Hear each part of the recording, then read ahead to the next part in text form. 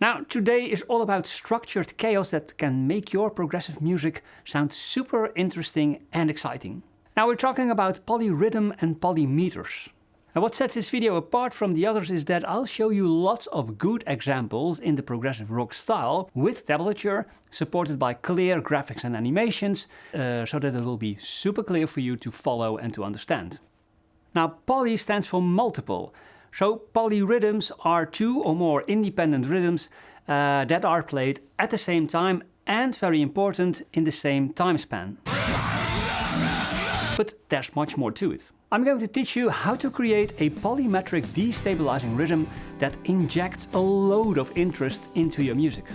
You'll find it mostly in progressive rock and metal, and sometimes in jazz and classical music, and also in pop music, and nowadays even in dance-related music. My name is Rob and I make guitar tutorials about more advanced subjects, and all videos are made possible by the love of my patrons for music. And you can become a patron too. Now, a polyrhythm occurs when two different incompatible rhythms are played in the same time span. Or, put it like this, a polyrhythm occurs when two different pulses are played in the same amount of time. Like 3 beats against 2 beats in one single measure, which is called a hemiola, by the way. Now, for instance, one pulse generates 2 equal beats in a measure like this, and the other one generates 3 equal pulses in the same measure like this. Now together they sound like this. And this is what we call a polyrhythm. Now, polyrhythms can sound pretty weird and pretty destabilizing. And that is exactly the goal. A condition for it to be a true polyrhythm is that the pulse units of the different rhythms can't be divided into one another. Like, for example, 3 against 2. There is no way that 3 can be multiplied or divided by an integer value to become 2. Therefore, the main beats do not line up with each other and the sound seems chaotic. Now, another example is 5 against 4. 5 can't be divided to become 4, and therefore the main beats do not line up. And this is also a true polyrhythm.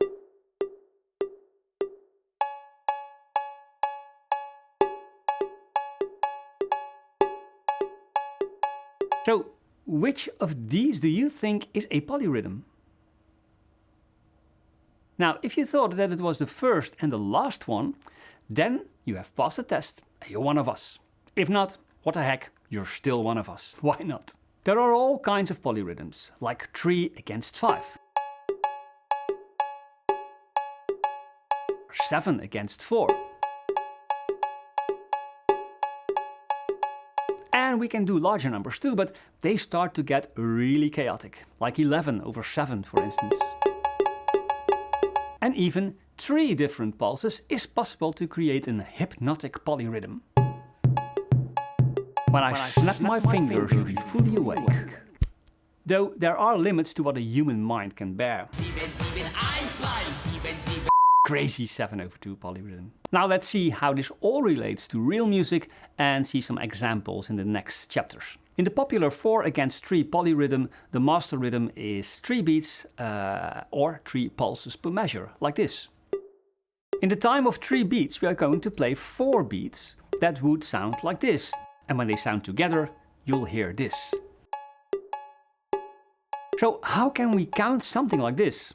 Now, first we have to find the so-called least common multiplier, the smallest number that is a multiplication of both 3 and 4.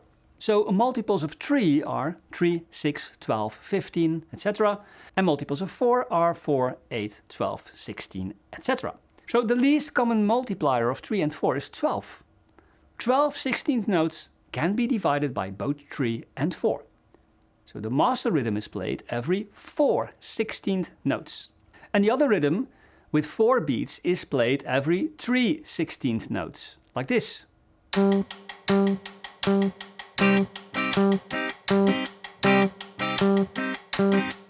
And you can try to tap the master rhythm with the right hand and the other rhythm with the left hand. Sometimes it helps to make a sentence of which the syllables pulse with the result of the polyrhythm. You could say, longer is not shorter. Longer is not shorter. Longer is not shorter. Now first, a very basic example.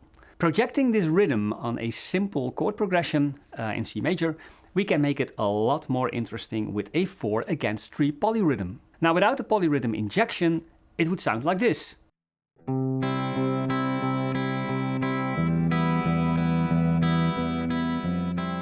Let's change that rhythm to a 4 against 3 polyrhythm, and now it sounds like this.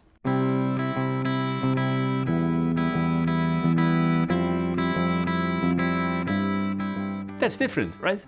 Now the next 4 against 3 progressive rock example starts with an ambient guitar part that clearly outlines a loop of 4 pulses played in groups of 3 16th notes in a 3/4 time signature. Higher notes are perceived best, so I played a descending broken chord line in 16th notes. Now this is enforced by the right before the drums fall in and change the master rhythm to a true 3/4 time signature, while the ambient guitar keeps pushing that 4 against 3 polyrhythm.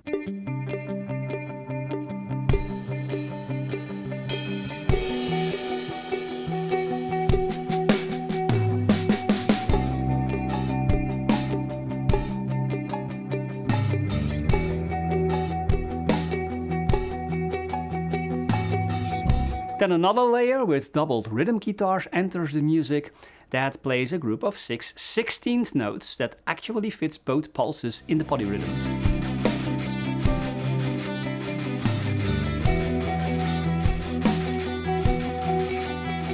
After that, the 4 against 3 polyrhythm is consolidated by the low bass and the 7-string guitar that I, sneaky as I am, faked with a disgusting pitch shifter. Please, Ola Strandberg, send me a 7-string.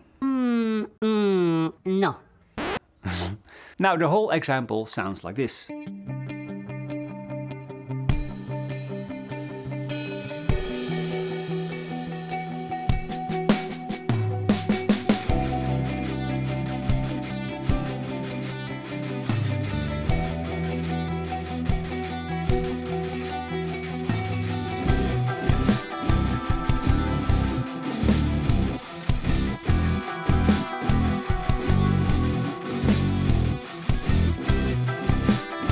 Polymeters and polyrhythms are two different things and can be confusing.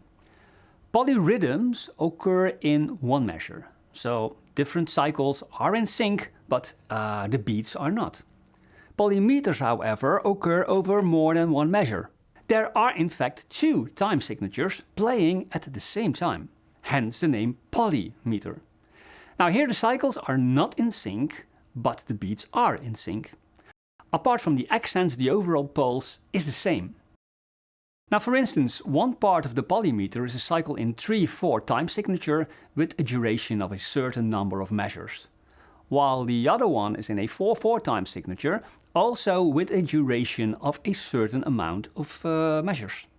The quarter note in both cycles has the same length. One cycle will end sooner than the other, which leads to interesting effects.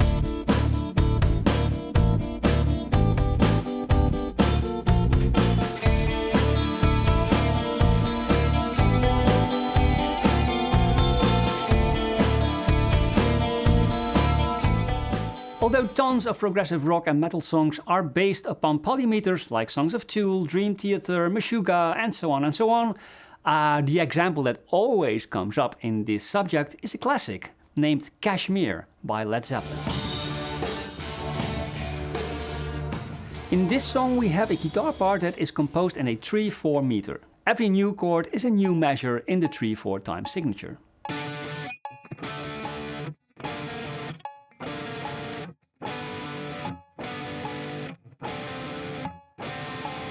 The drum part is clearly played in a steady 4/4 meter.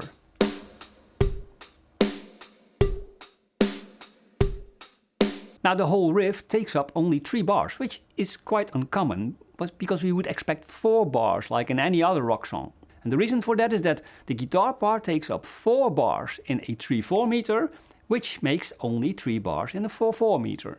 And all that sounds like this.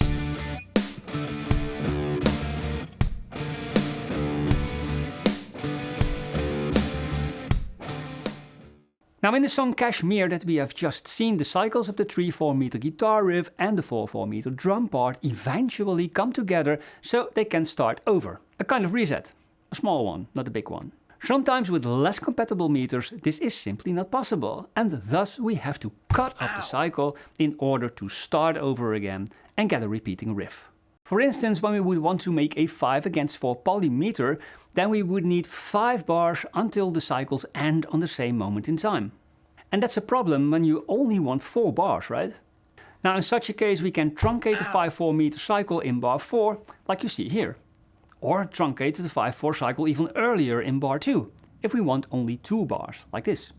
Now after we have truncated one of the cycles, most of the time the cycle that is not the master rhythm, we can start over again. And this also creates an interesting effect that evokes a kind of complexity. And we call this a truncated polymeter. So let's see how to create such a truncated polymeter riff. Now in the next simple demonstration I played a rhythm figure on the E string in a 5/8 meter over a steady 4/4 meter drum part. It would take 5 bars for the 4/4 cycle and 5/8 cycle to end at the same time. I wanted a simple 4 measure counting riff, and therefore I had to truncate the 5/8 meter riff to just 1/4 note. And then everything could start over again. Now the riff is a syncopated rhythm in a 5/8 meter and sounds like this.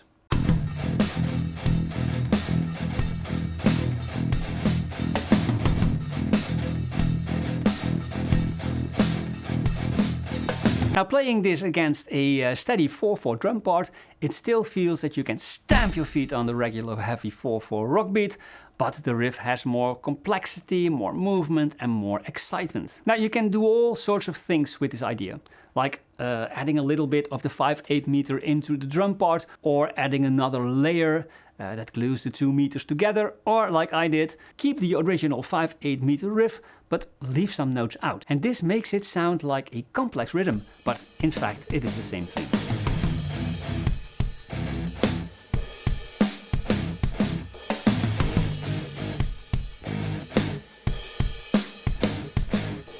Now listen to the whole example and see how this fits together and could be the basis of a song.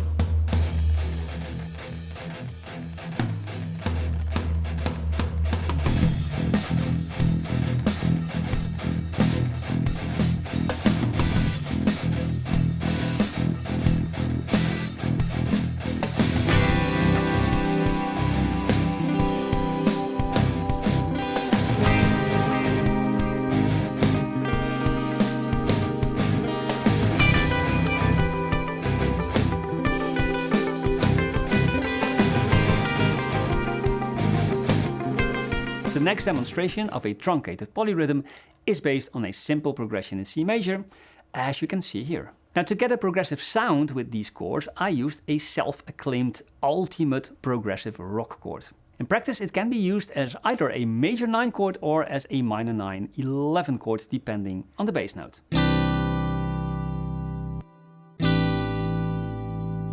Watch my tutorial about this chord if you like to learn more about this concept. Now with these chord shapes I created a C major 9 chord and a G minor 9 11 chord. And then I used a superimposition of the C major 7 arpeggio over an A bass to create an A minor 9 chord, and an A flat major 7 arpeggio over an F bass to create an F minor 9 chord. And it sounds like this.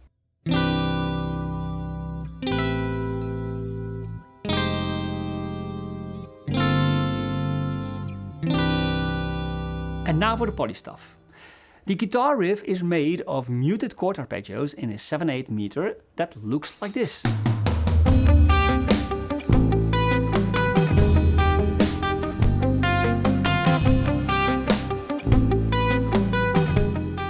And this will make up 28 8 notes. And these are played over a 4/4 meter that is supplied by the drummer. And that 4/4 meter drum cycle takes up 4 bars. So that is 4 times 8 8 notes, which is 32 8 notes. Now we can fit 4 groups of 7 8 notes in this time span.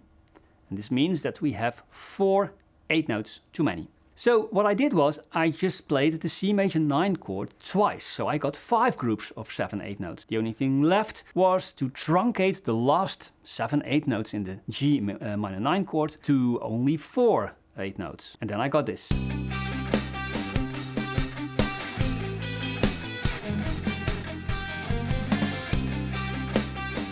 In the next cycle I emphasize the 4/4 meter with the piano notes that are played exactly on the beat. So here's the whole example with a truncated 7/4 polymeter.